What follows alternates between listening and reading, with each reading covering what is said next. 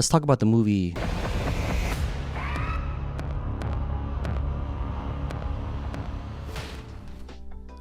On the surface, Sinners is a movie about a party that gets ambushed by vampires, set in the 1930s Delta South of the United States of America. But as they say, beauty is only skin deep, and inside this gorgeous cinematic masterpiece directed by Ryan Coogler, there is an underlying message, well, several underlying messages, but an important one that I want to talk about today. So, like any great literary work of its time, Sinners is encoded with a lot of metaphor that is intended to critique not only the society of the past, but the society of the present as well. A few of the themes that can be inferred through the story of Sinners are the ideas of forced assimilation, cultural hijacking, and the fragile laurels of allyship. Today I want to talk about the latter because I think it's the most interesting and nuanced of the conversations that Sinners aims to have. Now, I want to break down this conversation in a couple of different parts, starting with part 1, in-groups versus out-groups. Now, what are they? And what are mine? In the field of sociology, there's this idea of in-groups versus out-groups. And an in-group is a group in which a particular individual belongs. An out-group is a group that they don't belong to. Very simply, an in-group that you could consider me part of is brown Asian male. An out-group that I'm not part of is white female. Now, those two are probably very obvious, but why are these two social structures useful to understand today? Well, they're useful because within each in-group there are an unspoken set of rules and social norms that, as an out-group person, you'd want to adhere to. A really strong example is when you're hanging out with your friends, it's not going to be the same as when you're hanging out with your coworkers. Naturally, some of those people might overlap, but generally speaking, you're not going to interact with a group of just your friends the same way you would interact with a group of just your coworkers. Now, what does this have to do with Sinners? Well, today I want to talk about two specific characters, Mary and Grace. I want to talk about Mary as an out-group white ally and Grace as an out-group minority ally. And I want to talk about these characters because I feel like analyses of these characters have mostly to date been superficial or just recaps of the plot, and I don't think that does a service to the storytelling of the characters and how they fit in the overarching metaphor of the film, and how they serve as a cautionary tale for those of us who are interacting with in-groups that aren't ours. So let's move on to the next part. Part 2. Mary as an out-group white ally. Now, unlike most of the white people in the narrative of this movie, Mary isn't initially positioned as an antagonist.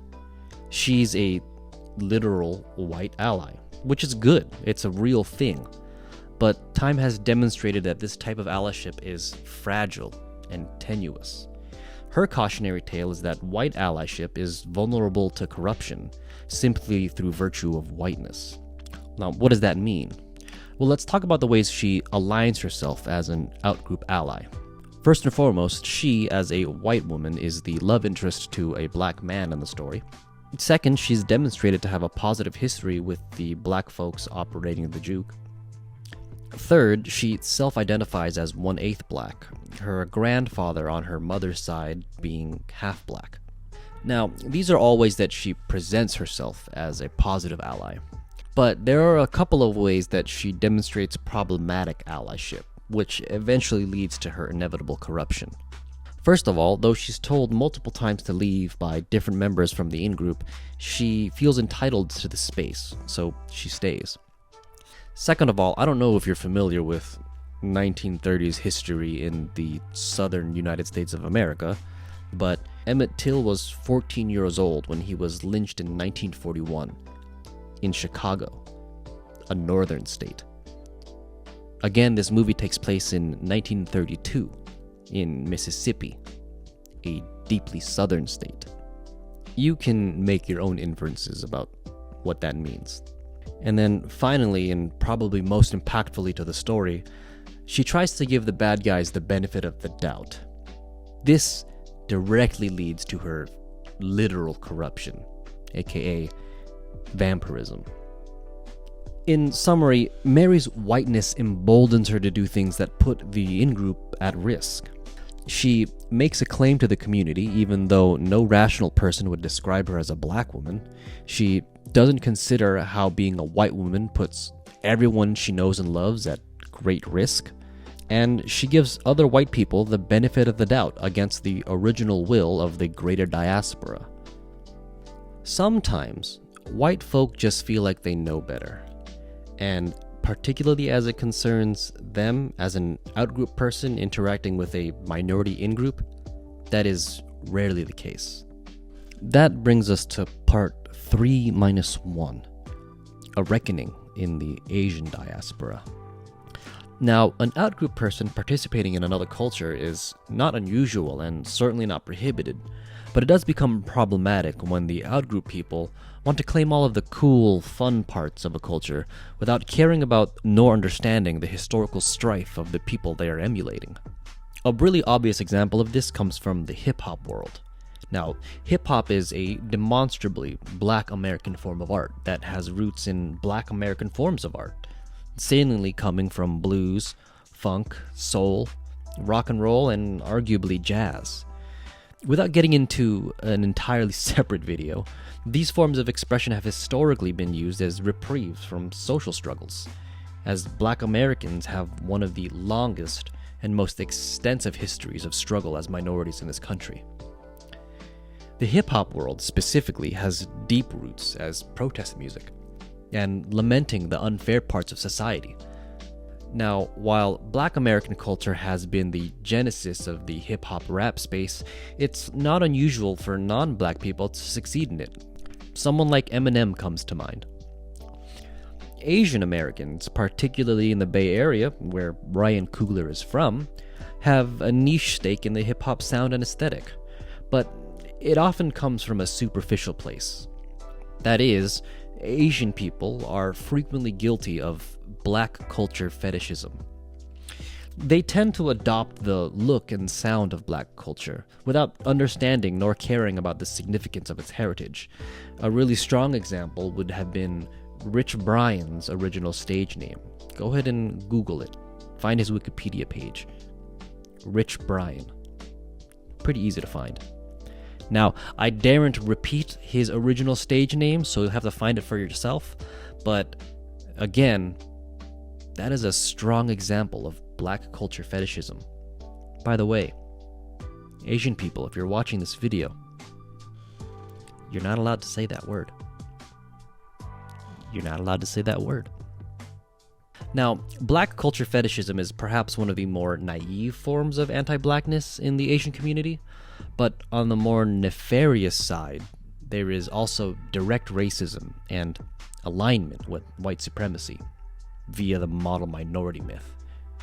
Which leads us to part 3, Grace, as an outgroup minority ally.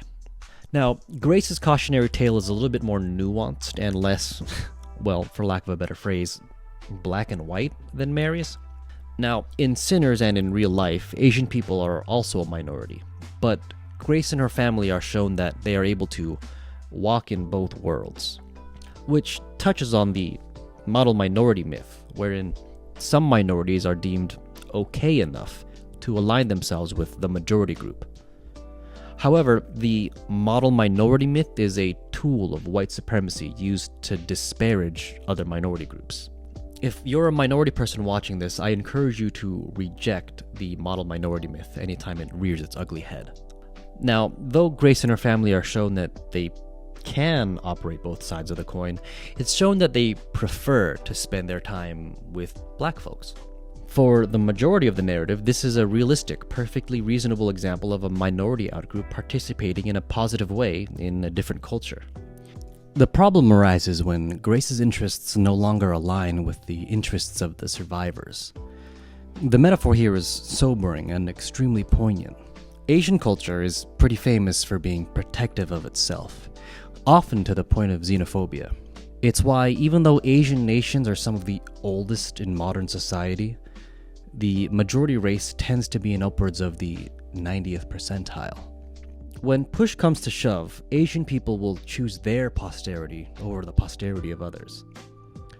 Though this can be said about most people that identify with an in-group, it is notably different when assessing out-group people cohorting with a different in-group. Grace and her husband were invited and chose to hang out in a definitively black space. For all intents and purposes, they are guests in that community.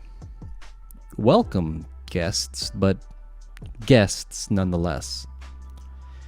It behooves them, then, to consider the will and posterity of the in-group when participating in it. What happens in the story is that Grace puts her interests ahead of the interests of the other survivors, despite their rationalizing with her. And she literally invites evil into the room with them.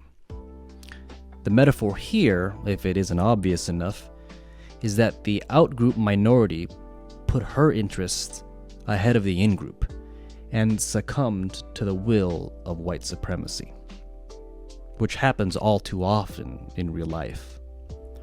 It's literally how the model minority myth is still able to function. When we validate the premise of the model minority, we become unwitting pawns of the evil that is white supremacy. This is precisely what happens to Grace. She became a pawn of the great evil lurking outside the juke, eager to decimate the survivors inside. But then what happens to Grace? Well, she dies anyway. Part 4. Fail Mary, Full of Grace.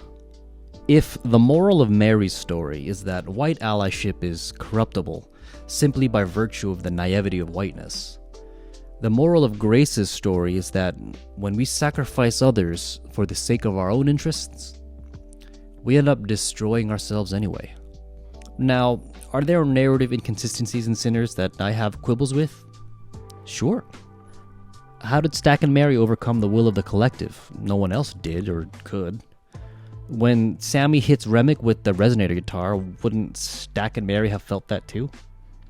At the end, when Stack and Mary show back up, it begs the question, how have they survived this long? Is there a new brood of vampires just lurking about the world since 1932? And if so, how have they kept the secret for that long? What ended up on the cutting room floor? What happened to the plotline with the Choctaw hunters? Why didn't they show Grace and her family speaking Taishanese, only giving those poorly delivered lines to Remick? But these are all quibbles, and when you're quibbling with the story, it generally means that the main story was very well done, in my opinion. It's no secret that the most well-received pieces of entertainment media are often reflections of society, and maybe in a lot of ways, that's inevitable. The things we most enjoy are the things that we can most relate to, even if relating to those things levies an uncomfortable analysis of who we were or even are. In this fashion, Sinners is a terrific contemporary example that uses the medium of cinematic horror to confront the actual horrors of our past and present, so we can hopefully do better in the future. Thanks for watching. Don't get me wrong, I'm a Haley Steinfeld fan. I have been for a long time. This is an autographed poster. That is a silver Sharpie. I did a meet and greet with some friends, and we met and greeted her in 2018. So you could consider me a fan.